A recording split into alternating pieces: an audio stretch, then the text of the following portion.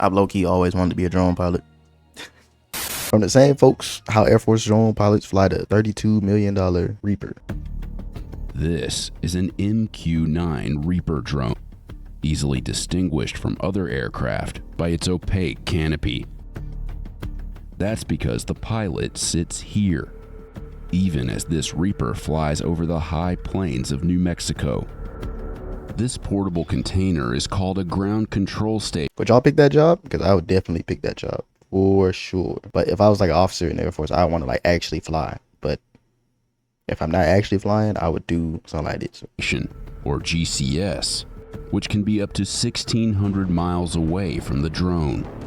That's about the distance from New York City to Puerto Rico. Damn. Over I the know it's last that 2 far. decades, the Reaper has completely changed the state of modern warfare. The value that the MQ-9 provides is really unmatched with modern aircraft. In 2020, a Reaper strike killed the Iranian general Qasem Soleimani. But the Reaper's perceived effectiveness on the battlefield may have been overshadowed by the controversy it's caused.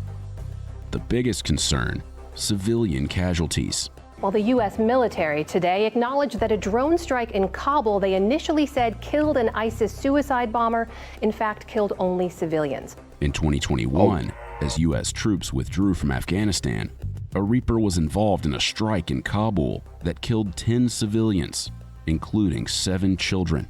There appeared to be a threat. There was a white car that was traveling, looked like it was somebody who maybe belonged to ISIS, maybe had weapons, explosives in the trunk, so they fired. Turns out that it was a... Imagine the guilt of the operator who did that, having to live with that for the rest of their life. Oh, you need like more than therapy for that. I don't know what you would need. Humanitarian worker actually working for a company that received U.S. funding to help the Afghan people through humanitarian aid. And there were also civilians killed. Air Force personnel we spoke to told us drone warfare keeps pilots safe by keeping them out of combat zones. But there are concerns about the decisions made by pilots operating the aircraft from hundreds of miles away. And some critics blame this distance for mistakes that have involved the Reaper in the past. The emotional investment is not the same as if you are in a fixed-wing aircraft, meaning you are the pilot in a plane and looking down on that particular place. You might not have the cultural sensitivity, you might not be embedded with that community. But the Air Force says processes intended to prevent mistakes do exist. There's absolutely a process and really that soak and that study of an objective area to ensure that we're both going after the correct target and that we're both accounting for any collateral concerns that there may be with an objective area when there's the possibility of the employment of munitions on a specific target. So what does it take to remotely fly the MQ-9 Reaper? Is there a co-pilot or is it and just how one person? are new pilots being trained to avoid harming innocent civilians? Military leaders began answering that question months after the incident in Kabul, when Secretary of Defense Lloyd Austin directed the Pentagon to come up with a plan addressing civilian casualties in drone warfare in January 2022. The Civilian Harm Mitigation and Response Action Plan was finalized in August 2022, and among other things, outlines where drone pilot training should be updated. Insider visited Cannon Air Force Base in Clovis, New Mexico, to see how pilots are being trained to fly this unmanned aircraft. The Air Force has been operating remotely piloted aircraft for a couple decades now and a couple different versions. Originally built for reconnaissance operations, the MQ-1 Predator was modified to fire missiles in 2001, and after September 11th, it was deployed to U.S. air bases near Afghanistan. The MQ-9 Reaper was really the successor of the Predator with advanced capabilities, longer endurance, all around just a more capable aircraft that allows for that persistent ISR that the battlefield commanders so desperately need in order to increase their situational awareness and provide them with options for executing various mission sets. These missions include gathering intelligence, surveillance, combat search and rescue, providing close air support, and precision strikes. Wait, searching? Oh, I was about to say, how would it do search and rescue? But it can do the search because it can like fly over and then see them, and then other people will go in because it can't do the rescue part, obviously. They're not gonna hang on the back of it. Welcome everybody to the 83-9 brief today. At 0530, the 12th Special Operations Squadron begins its training mission with a pre-flight briefing. We have 4 echo loads on there for 390 pounds weight and then 3,514 pounds of gas. No ER takes. So the weight's going to put us at about 9,600 pounds. So we're going to be good to take off today, just no touch and goes yet. Reaper missions are split into 2 elements, or teams. First, the launch and recovery element. Sunrise for the day is 6:22, so we could have. So I think they're about to answer it, but I was about to ask: is it just like other planes, like only officers can fly it, or is it like enlisted can fly it too? I think they're about to answer though. Birds and thermal crossover be a factor at takeoff time. The pilot and sensor operator are responsible for working with the ground crew to get the Reaper safely in the air and headed toward the desired area. We're just doing a launch directly to departure. We'll go to high key for departure, and then we'll head out the range and get to 16,000 feet. Once the craft is in the air, controls are handed over via satellite control to a second crew known as the Mission Control Element. This crew handles the specific aspects of a mission's objectives. When the mission is complete, the controls are handed back to the Launch and Recovery Element, which is then responsible for landing the drone safely. All right, cool. So launch and recovery, they only do takeoff and landings. That is not what I expected. That's interesting. The MQ-9 Reaper is really known for its persistence and its ability to loiter for long periods of time. An aircraft's loiter time is the amount of time it can stay in the air before needing to refuel. And the Reaper can stay in the air for about 20 hours at a time. The MQ-9's ability to complete such long missions comes down to design. It's got a nice design, I'll tell you that. It has a 66-foot wingspan, nearly twice the length of its 36-foot body. When empty, the Reaper weighs only 4,900 pounds, which, combined with its long wings, is key to helping it stay in the air longer. The standard payload weight on a Reaper mission is 3,750 pounds, but with an extended range modification, the aircraft can take off weighing up to 11,700 pounds. It's propelled by a single 900 shaft horsepower turboprop engine. The Reaper can be outfitted with up to 8 laser-guided missiles, including air-to-ground Hellfires. The practice weapons seen here are only used during training. With no pilot on board, all of the visuals are captured by a state-of-the-art sensor. MQ-9 Reapers are equipped with Raytheon's multispectral targeting systems, which allow long-range surveillance, target acquisition, and tracking. And while the sensors are high-tech, questions remain about whether they can provide imagery that's clear enough for the crews to rely on to make life or death decisions. One of the issues that has been brought up about the Kabul drone strike is that there was fuzzy footage. I don't know exactly what part that played in killing 10 civilians. Technology will always improve, and I'm hoping that technology will improve in service of not just... Wait, it got low quality cameras on there? I mean, I don't think so. Maybe it was like foggy in the air or something. I don't think they got low quality cameras on this though.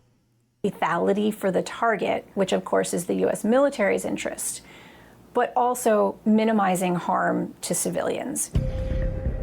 So this is our ground control station. We have 2 cockpits within this box. So it's a portable box. We can load up on whatever plane we need to load onto and get it anywhere in the world. So why does he have his name tape off? Maintain the agile capabilities required of us these days. You'll see cables coming out the back that run along the ground to these towers. These are our ground data terminals, so when we're flying the aircraft in line of sight, this is the actual tower that facilitates that data link in the line of sight. The Reaper has a range of about 1,150 miles from the GCS, and with an extended range modification can reach 1,611 miles. All right, so this is one of our cockpits. We got one on this side and one on the other side to maximize space. So traditionally with all Air Force aircraft, the pilot's going to sit on the left side, and in our case, the sensor operator or our co-pilot sits on the right side. And we've got our heads-up display. It's off right now because we're not flying. But this is where you're actually going to see all your feedback for what the plane's doing. So all that the traditional physiological senses that you can't get in the MQ-9, you're going to see that here, and you have to learn how to interpret all that data with your eyes. So up here is our tracker map. So we can load all the maps of everywhere we're flying within the world. And then there's a lot of functionality on here. We can actually point and click at the any way where we want the plane to fly. We can actually put a loader right there, click there and say, like, I want you to orbit within 5 miles of this point, and the plane's autopilot will go do that. We call it a pre-programmed mission. Oh. But we manage all the functionality of the map on top on that tracker. It's usually just a pilot sensor flying the plane, but if we need to get any extra folks into the cockpit to execute our mission, we can sit them here at any of these stations. The Air Force says that one benefit of having a ground control station is the ability to bring in assistance that they can't have on a traditional aviation mission. You know, with other planes, they can put a lot of people on the plane, but when the plane takes off, whoever's on there is on there. If we're doing search and rescue, we could literally have a doctor come in and assess someone on the ground. We could have a survival expert in there. Does anybody know why they got their name tapes off? Especially because they just showed their name right there. Is that just a thing that they're doing? I don't know. Somebody know, explain. Right? The combat search and rescue scenario.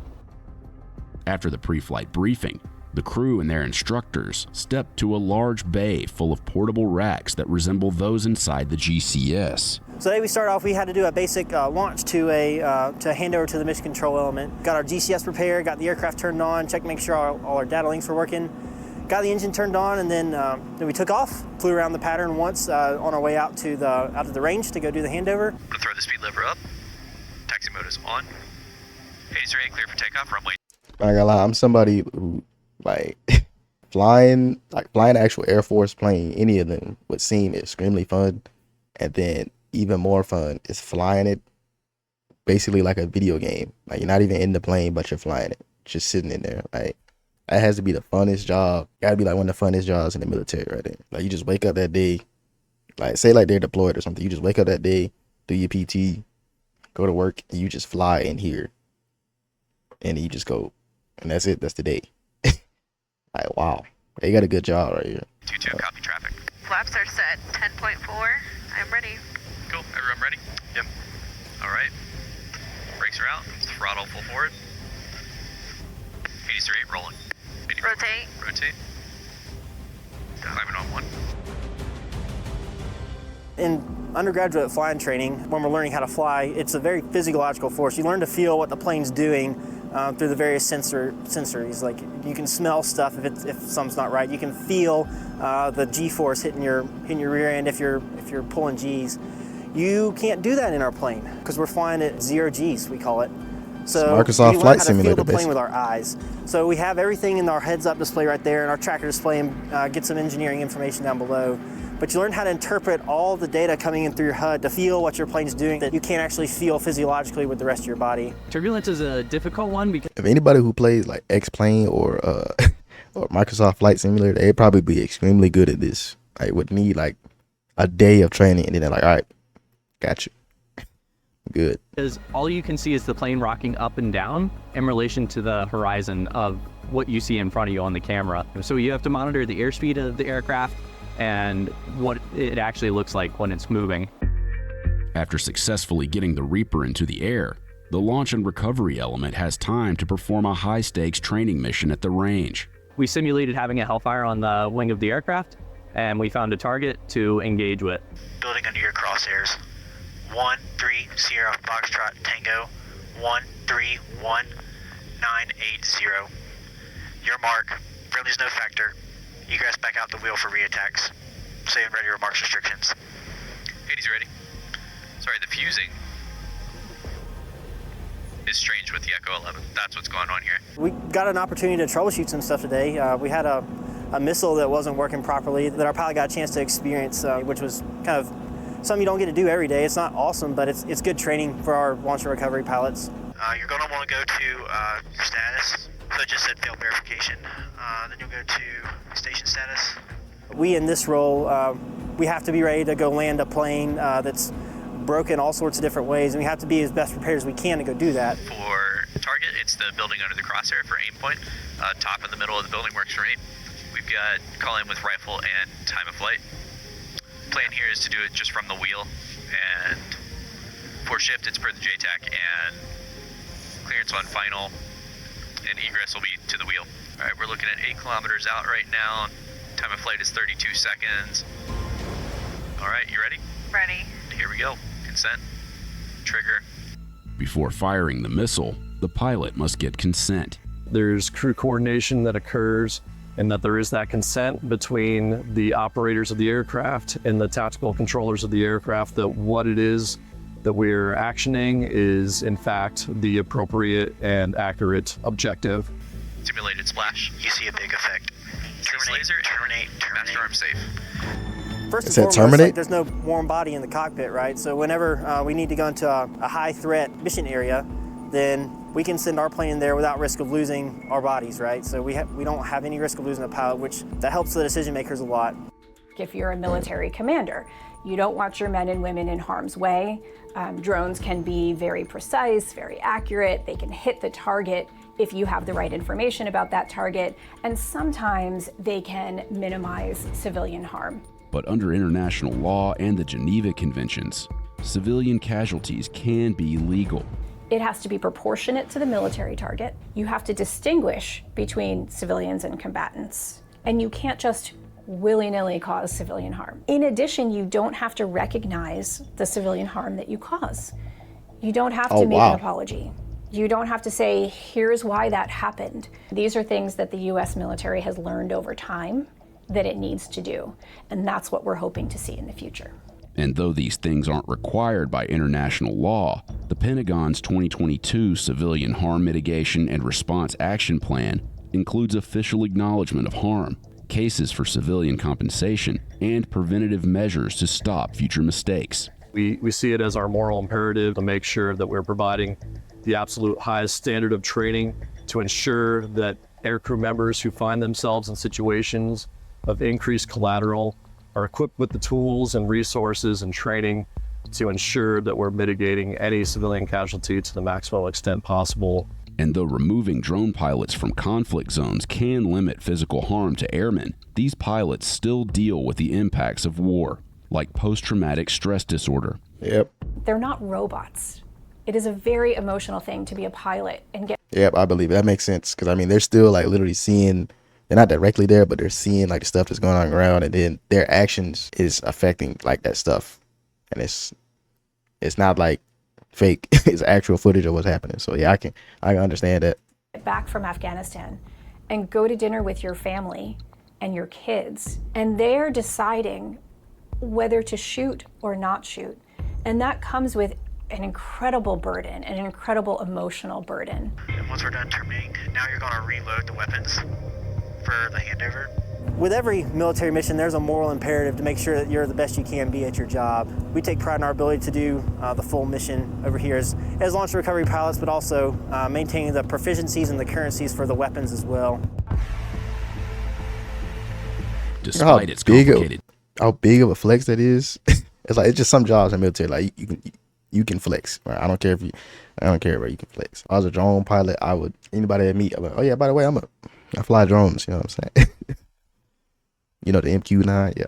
Past, the MQ-9 Reaper continues to be a key military asset.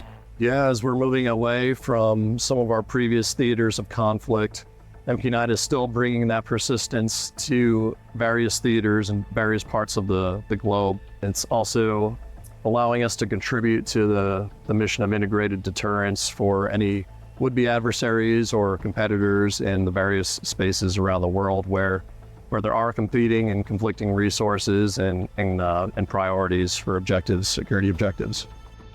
The Reaper continues to make headlines. In July 2023, a U.S.-operated Reaper killed Islamic State group leader Usama al-Muhajir. And 4 months earlier, a Russian fighter jet collided with a Reaper over Syria, causing the drone to crash.